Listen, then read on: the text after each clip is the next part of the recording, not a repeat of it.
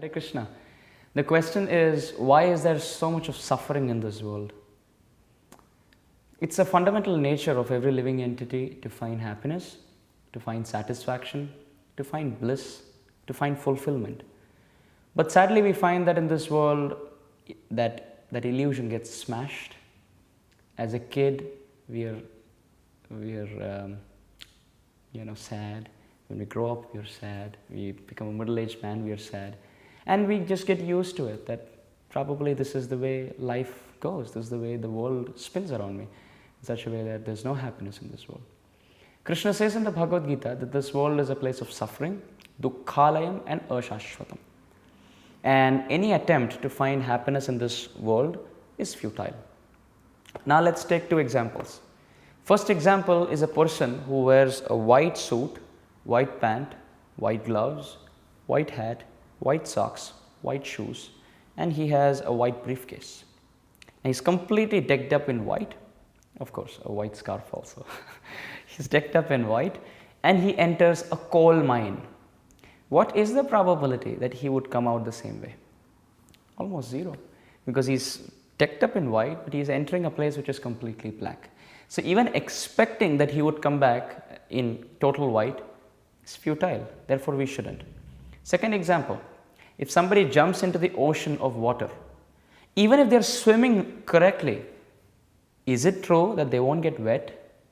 Doesn't make sense. Sometimes people say, I'm doing everything right in this world, but still I'm suffering. It's like saying, I'm swimming in the right direction, but I'm still getting wet. So this world is compared to be like an ocean of suffering. As soon as you come into this world, you plunge into the waters of this material world, bound to have showers of suffering. Now, how do we get out of this suffering? Two things. Either we accept that this suffering is inevitable and just live and tolerate it, or second, even if there is a shower of suffering, we don't suffer. Well, is that possible? It is definitely possible. Even on the material plane, you find that when it rains very heavily, stopping the rainfall is inevitable. But you getting wet, just pull up an umbrella. So similarly, trying to stop the rainfall or the shower of suffering, it's impossible. We cannot stop.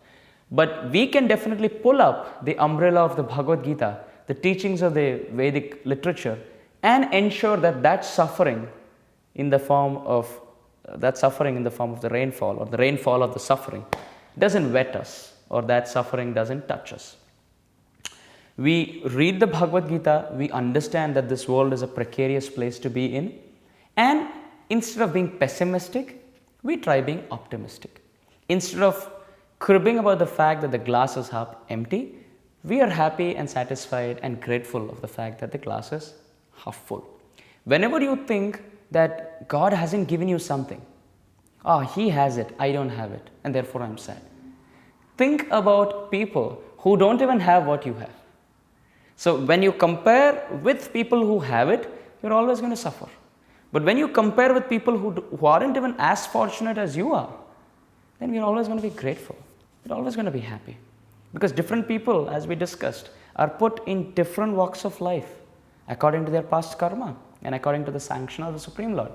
So instead of cribbing, instead of pondering on the past, instead of being fearful of the future, let's live in the present and be Krishna conscious.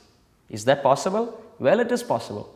You can read the Bhagavad Gita, you can chant the holy names of the Lord, and you can serve the Lord. And each one of us, irrespective of caste, creed, religion, or nationality, is free and welcome to this process of pure bhakti. So when you gradually start doing that, we experience that even when there is suffering around us, because our vision changes, the circumstance doesn't change, but our consciousness towards that circumstance changes. He who always saw the black spots in the picture will now start seeing the white spots in the picture.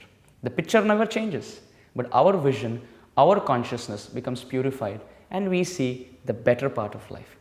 So welcome to this beautiful world of pure bhakti, where you practice bhakti, share this knowledge with others, and ensure that suffering doesn't touch you. Hare Krishna.